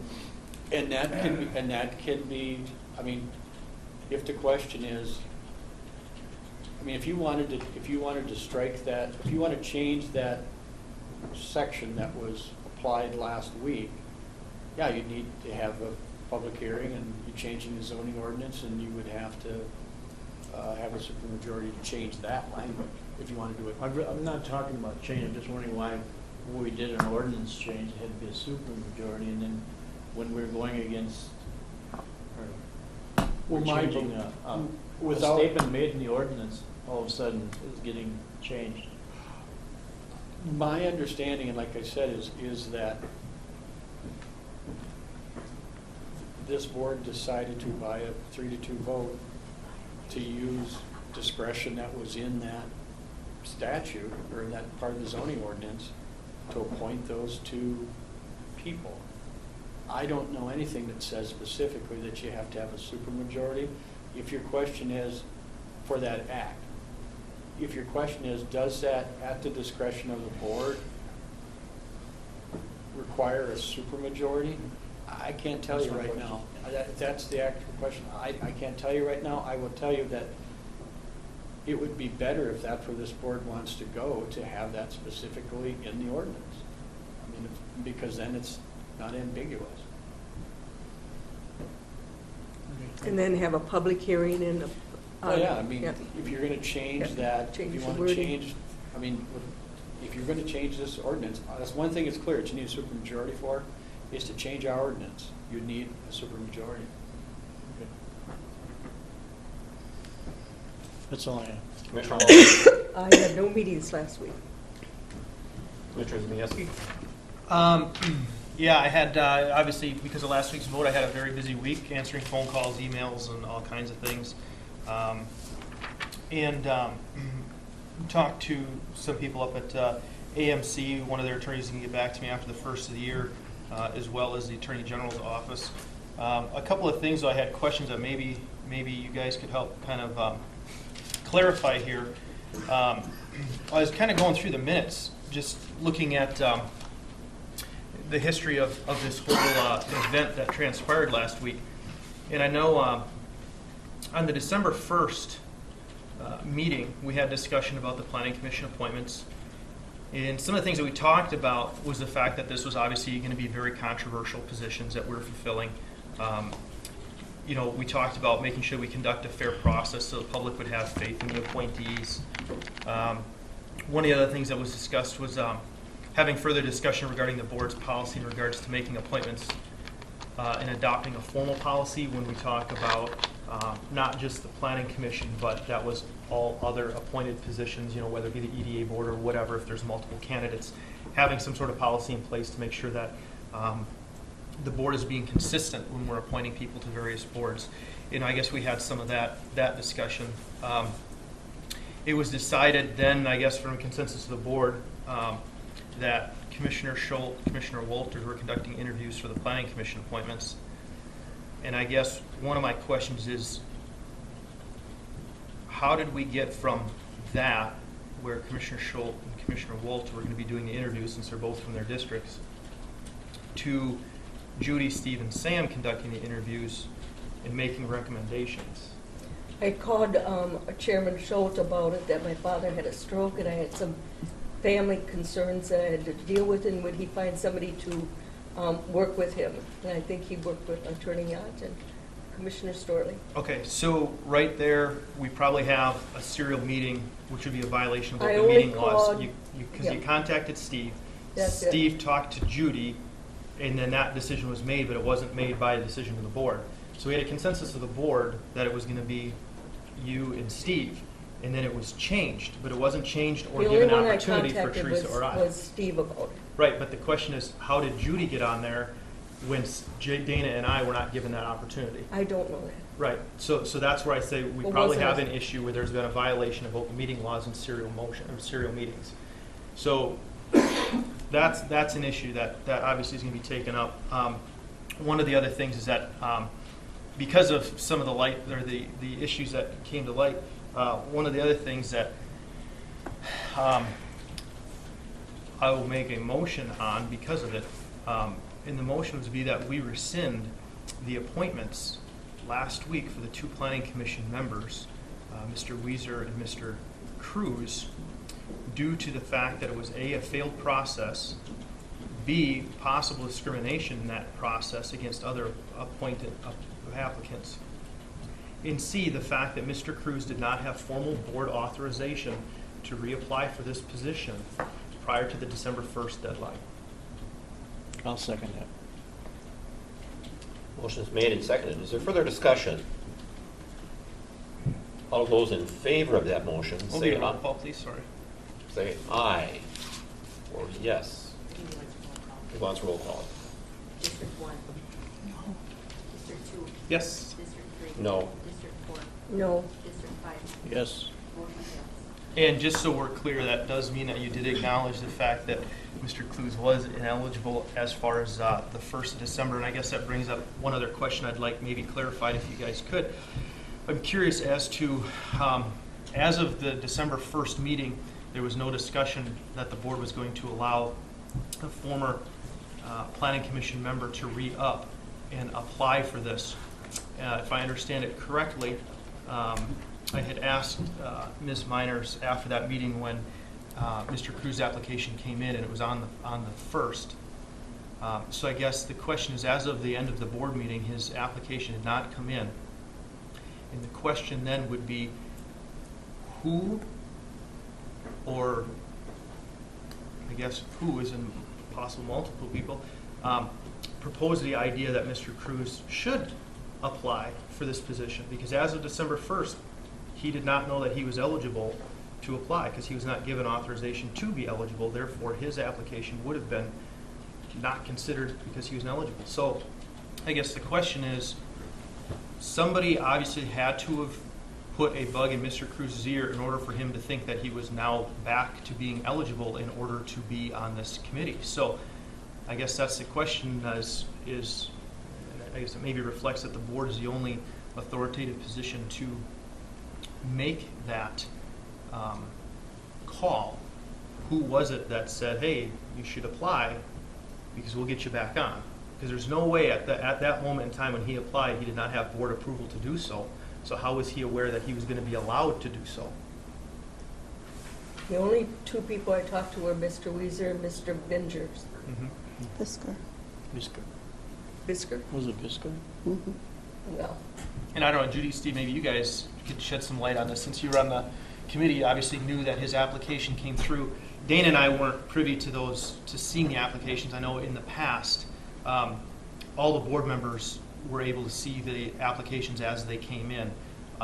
We were not given that courtesy. So I guess the question is, we all knew that he was ineligible. That's why his term limits had expired. That's why we're going out to the public in order to fill those vacancies. So as of December 1st meeting, we all were aware that his term limit had expired, yet he was allowed to put in an application. Obviously, you two knew that he was being allowed to do this because his application was there and he went through the interview process. So I guess the question is, A, why was he allowed, and B, who told him to do so that would have given him enough confidence that he was going to get reappointed, that he should apply when he knowingly knew his term limits had expired?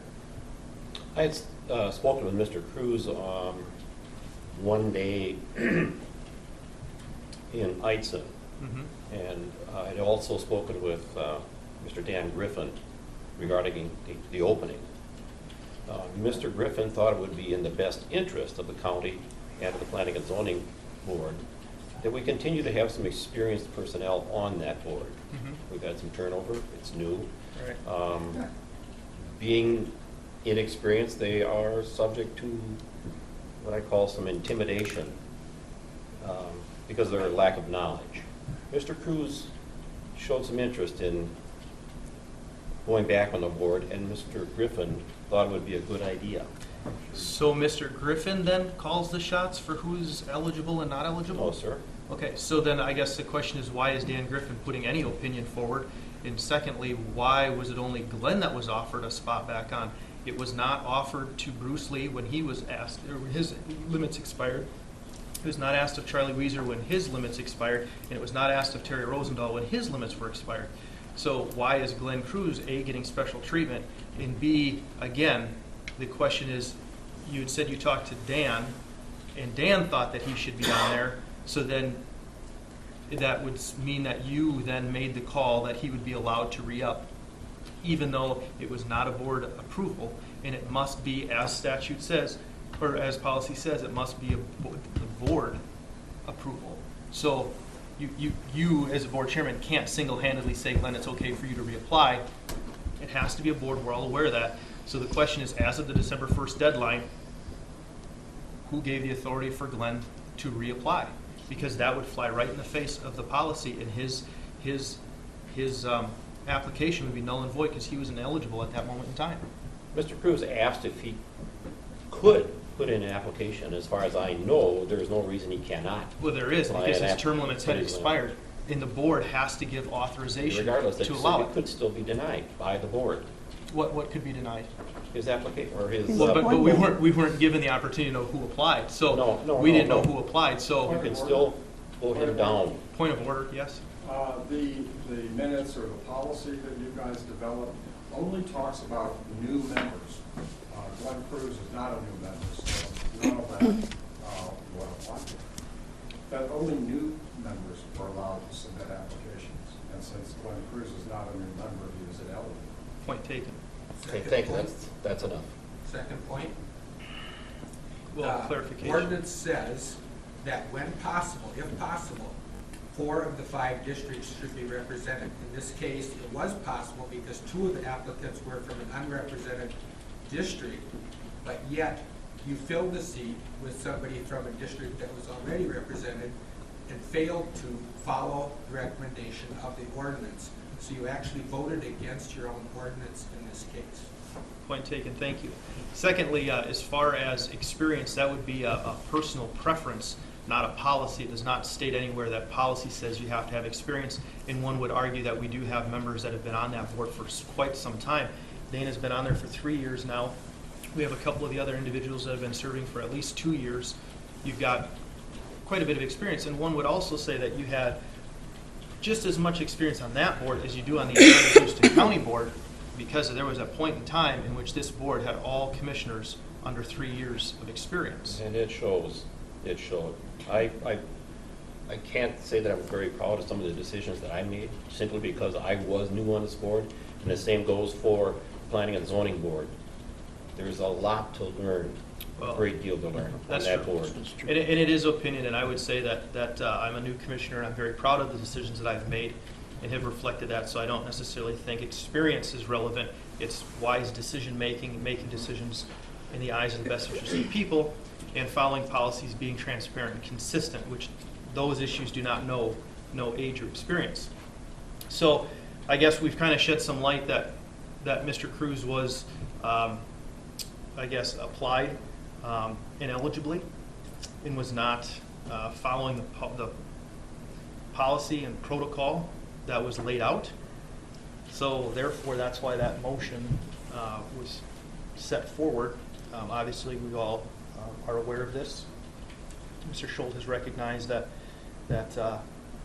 it was not a board approval to allow him to reapply. So therefore, his appointment would be null and void anyway. Attorney, would you care to respond to that? I might just say be Research that? careful, because like I said, I've got some other people that are weighing in on this from AMC and the Attorney General's office. Mr. Yant was part of this process, and as the attorney, I was kind of shocked that he did not recognize the board had not given authority for Mr. Cruz to have put in his application prior to the deadline, that everybody was required, and it was posted in the paper. Am I correct, Mr. McGonigal? or That Mr. he didn't follow the deadline? He did not have board approval prior to the deadline that was established by this board. Therefore, his application would have to be thrown out. I'm not sure of that. Well, Nevertheless, you have a complaint filed with State Auditor's Office, is that correct? Yeah, so I guess the You have a question is, complaint filed? What? they contact me after the first of the year after the holidays to discuss the matter. So Yes, the wait question until- is, The Attorney General's office. yes, I got to contact the Attorney General's office after the first of the year and the holidays settle down. The attorney from AMC is contacting me after the holidays when everybody gets back. So the question that I still am not comprehending is, why does everybody else that applies, because this is a new vacant position, just as though a position is opened up in the county, you can't just give it to somebody. They have to apply, because we have to allow equal opportunity for all. They all have to follow the same guidelines and rules. So by saying Mr. Cruz did not have to reapply means that he is now allowed to circumvent the procedure and policies in which all the other candidates have to follow. So therefore, he is getting special treatment. There is then the case for discrimination against the others, that he doesn't have to follow the same rules. So the question is, if he does have to follow the same rules, which he would, why is his application being allowed when at December 1st, he was not given full board authority to do so, which is required by the policy? It is a board decision. One person cannot say, Mr. Cruz, you're allowed to do this. That is not a board decision. So as of December 1st, the board had not taken this issue up for approval. Therefore, he would have missed the deadline prior to him getting approval, and his application would have to be thrown out. Just as anybody from the public that missed the deadline would not be allowed to have the interviews take place and be eligible for this position. So you have two things. Tread lightly. Either he's allowed special treatment, Did that or he was Linda Riddle ineligible. have, I didn't know if she was, she's in my district. Could we please, Maybe we could we should please wait put, till you hear since back. there's legal action pending here by Ms. Drzeminski, let's, I think that this shouldn't be discussed at this point. Well, there isn't legal action, it's an opinion. I'm waiting for legal action, but it might be possible, and therefore then I guess, then the question would be. I think we should need more clarification, I guess, as to the rules or the laws in this matter. Mhm. So until after the first of the year, there's really nothing we can do at this point. Right, so then You we made would your suspend point. then we should suspend the appointments, because technically you could get appointed if there's an appeal going on in the process. You already as to did the motion and it was denied for that. Well, it was denied to rescind that, yes. Now, the question would be that okay, fine, I'll make another motion. Then I move that the appointments and the process be expunged, and that a new interview and process will be started over after the first of the year. One that is transparent, one that is fair for all individuals. I'll second that. Is there further Sounds discussion? Do you wish roll call? Please. District 1, No. District 2. Yes. District 3. No. District 4. No. District 5. Yes. Motion fails. Commissioner Storley? Well, No I report. actually didn't say that I was completed yet, but, so, I just want to know where does the board stand then, as far as these appointments? We've got. Board stands, Well, the appointments as presented, as approved. And if you have well, are they frozen? further 'Cause- discussion, if you have something else to bring forward after the first of the year from the Attorney General, we'll address it. Okay, so how does that work? If we are If- indeed, Sure. So how does that work then if if somebody applies for a permit and there's an appeal, are they allowed to go and build their house while the appeal is pending, or do they have to wait until that issue is resolved? Should we just move on? I think Well, I need to have some sort of clarification. On the subject, we are, Well, guys, hold on. I just need some clarification, think, because if it is Yeah. found that it is not legal or eligible, and the planning commission does have a meeting in that meantime, and you have two applicants that are on there making decisions that technically they weren't allowed to, then do you have to go back and redo all the permits that were given because of their motions? That's the issue, is you can't necessarily allow that, because now it's in question whether or not it's allowed. And if it's found that it's not allowed, but they were allowed to make decisions, now you'd have to go back and review all of those decisions being made on the planning commission. So that's why I say, in the best interest of the county, those appointments at worst should be frozen and not fulfilled until this matter gets resolved. can we move on? Well, are we going to do that, or are we going to allow it? Because I'm just saying, if you allow it, remember, we're going to have to go back in time if this thing gets turned over and go back to all of the permits that are brought through to the planning commission and redo them all, because those votes then would not count. Would it be Not wise to necessarily. turn this over to our legal counsel and let him give us an opinion at the next meeting? That's what we paid. Wise choice. Yep. Attorney Yant, would you like to take this under advisement? Well, I don't know what I'm advising on. I mean, I'd have to have some facts here, Mhm. exactly what's going on. I'd request a meeting with. Well, I can give you a few facts right now that I've been talking about for Why don't you give it to 15 him minutes. after the meeting? Well, we'll do it now. The fact that Mr. Cruz did not have board authorization prior to the deadline of December 1st to apply for this position. So you're asserting there has to be board? Well, I'm not asserting it's in the policy. It says that it has to be board, it's board approval. So prior to the. And where is that in the zoning? Zoning board It's approval? just what we talked about last week. I don't even know if I still got it. Board approval for. The October 29th, So it's- 2013 policy states that they can serve three-year consecutive terms for a maximum of 9 years, and then have to sit out for one full term prior to reapplying for the position. What's the sentence that follows after that? Exactly. There's got to be. Must have board approval. Thank you, Yvonne. Must have board approval. So prior to that December 1st, did Mr. Cruz have board approval? No, he did not. Therefore, his application would be null and void. Was he a new member? And he was not a new member. Oh, these limits are at the discretion of the board. So Yep. the question is, these limits are at the discretion of the board. The question then is, does that, Did the board, What did does the that board mean? take action prior to the December 1st deadline that every applicant was required to have their application in by? Is it December 1st? Because I don't think that Linda Riddle and Ken were December 1st. Well, I can give you the email in which I had asked the attorney or the auditor's office as to who was on, and I that did to name go was to up 4 as. o'clock that It day. went until 4:30. Yes, First, and just so you know. Linda Riddle was on there prior to that. Correct. And so- but the basic question, Commissioner Of the Zimke, first- is somebody who all of them. wants to do a read, Okay. that somebody who has served their term limits, for them to apply, can they apply without the board giving either approval, either in some manner or fashion? So that's the question. So if you have Mr. Cruz's term limits had expired, the question is, did he need some approval in some manner or fashion from this board for even to fill out an application and to apply to be on the planning commission? That's your question. And yes, that is a question. Okay. The part two of that is, if he is not required to, then why are other members of the public required to? Or Because Well, none- no. if he submits an Just application, wait, is that Mike. application Just wait. valid? Quiet, enough. So can apply without board approval. And then you said there was a second one? Yeah, if he is allowed to apply without board approval, then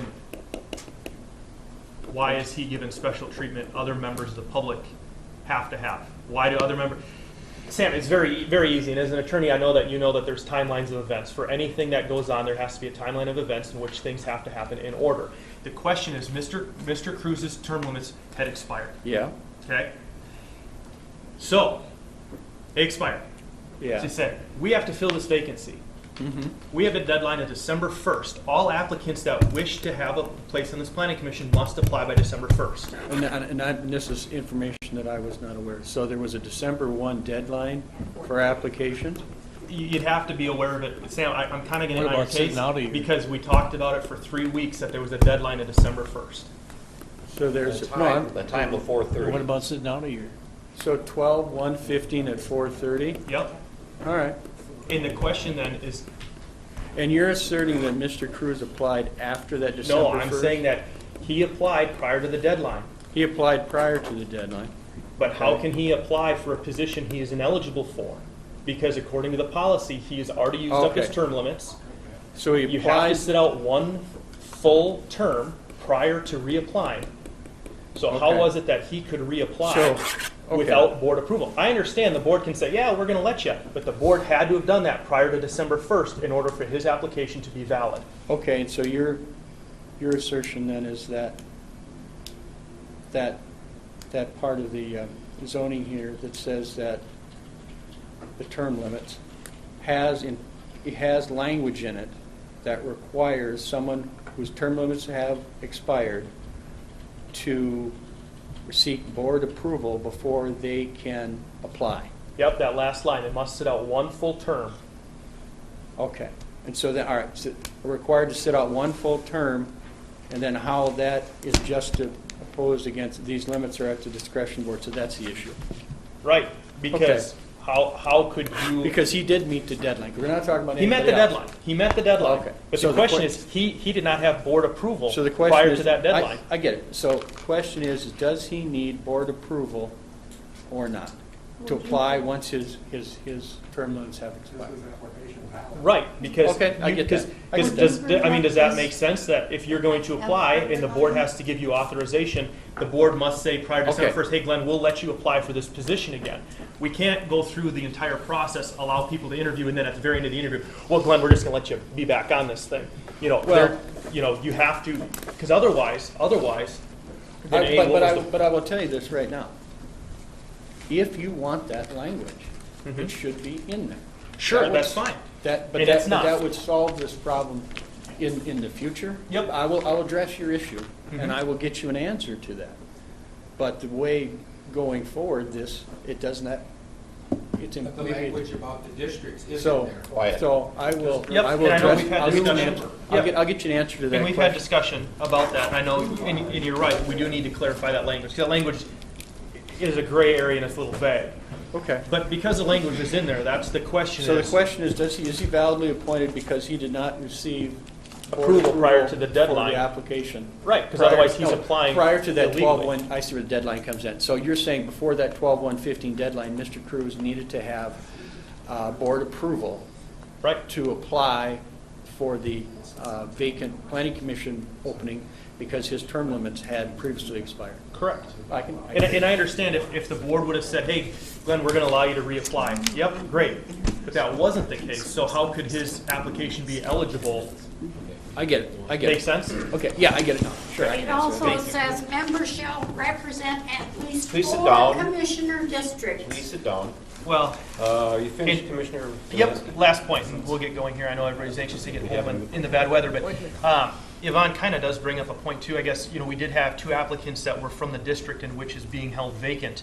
And I know, it was talked about that Mr. Cruz's qualifications rose him to the top, and that's why he was being considered over the vacant one. So we were going to purposely leave a spot vacant because Mr. Cruz was that good. I know we're getting clarification whether he could be on there or not, but I guess I'm just curious if, since we weren't, Dana and I were not privy to this information, maybe you could just fill me in real quick what the qualifications or the Commissioner Schultz, we have Veteran Service Officer We have interviews. That's coming fine, up. but we have a We had a board meeting, scoring, we had a. and I'm sorry, I'm simplicity, bringing we something had a up. So- scoring system and we used it. Great, and That's how it so, worked. what was the, hang on a second, Brian, what was the criteria in which he was so much further ahead? Could you just maybe enlighten me as to why?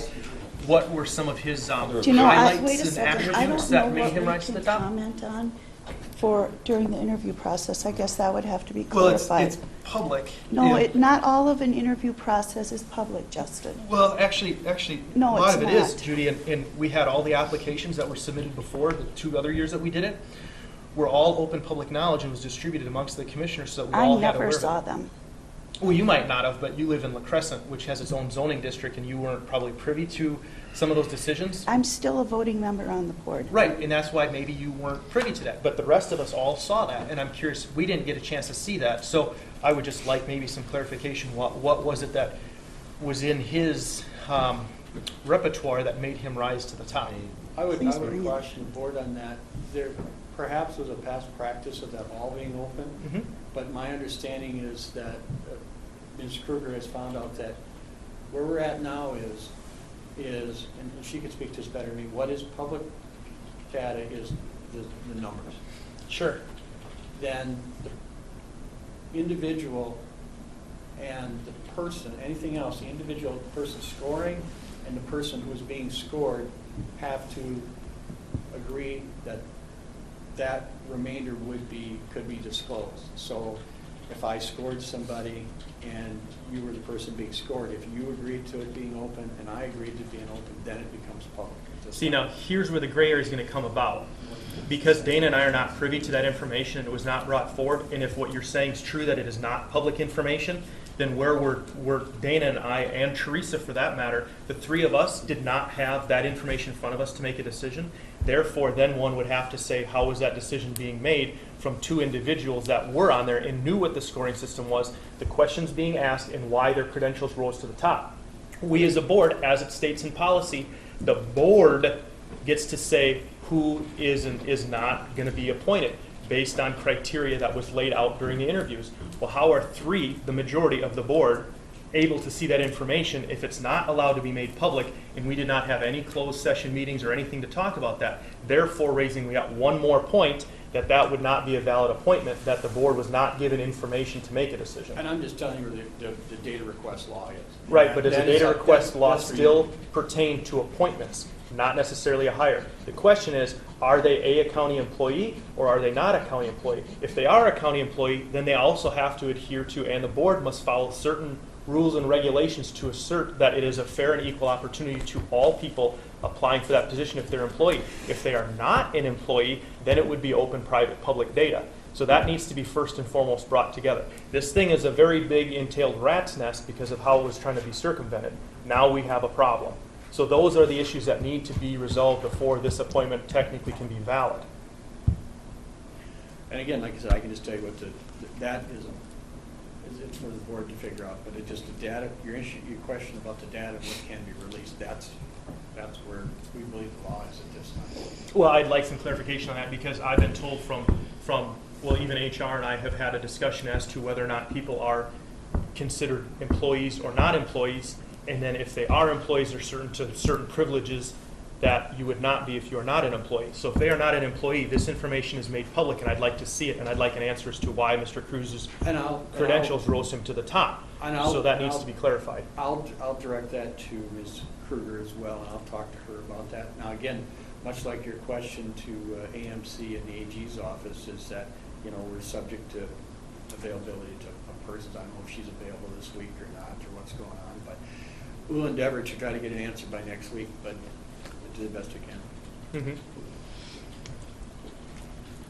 Sure. Anything further? We move on. Commissioner Storley? No report. And I have none also. Need a motion to approve claims, human services, and license center disbursements. Motion to approve claims, human services, and license center disbursements. Discussion. All in favor say aye. Aye. And opposed nay. It's carried.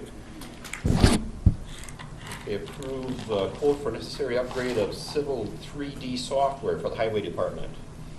This is for CAD. coming out of this current budget? I believe it's the CAD software. Right. What does that do, Chairman? Civil 3D is what they use for their computer design modeling for, sorry, this was asked by the chairman, doing but roads? since this Yeah. is what I do for a living, I'll maybe best Okay. answer this question. But it's a 3D CAD system or computer aided design system that they use when they're designing roads, bridges, stuff like that. Okay. So when our engineering staff puts together the plans and the blueprints and the drawings, this is the software that they need. the software, the crap end of the deal with a lot of the software is that, like the software that I use, which is very similar, has to be upgraded every so often. Otherwise, it can't speak to other computers that are using a lesser version. Also, there's very high licensing every year that you have to apply for. Okay. And I know that we had talked about this in the highway department has come in and asked about the software before. For the upgrades, I understand the need for it. I work with it. You have to upgrade and keep current, or else it gets kind of difficult to do. So, It's simplistic. Sometimes it won't work at all. Unless you No, upgrade. and we've- It won't we've- work with operating systems. we've run into that issue too. And even if you have another department, like say you're working with Rochester, and if they don't have the same year or version that you do, sometimes they can't open up certain files, and it gets to be kind of messy. So. Motion to approve the Civil 3D software for the highway department. Is there a second? I'll second it. Discussion? All in favor, say aye. Aye. Aye. And opposed, nay. Motion is carried. Is there any further business to come before this meeting? Well, we've got next Tuesday, right? Is our next board meeting? Yes. Are we doing committee appointments then? Or is that the following week? First week? Okay. Right, new chair, appointments, so forth. Okay. We have a motion to adjourn. Second. Discussion? All in favor, say aye. Aye. Aye. Opposed, nay. We are adjourned.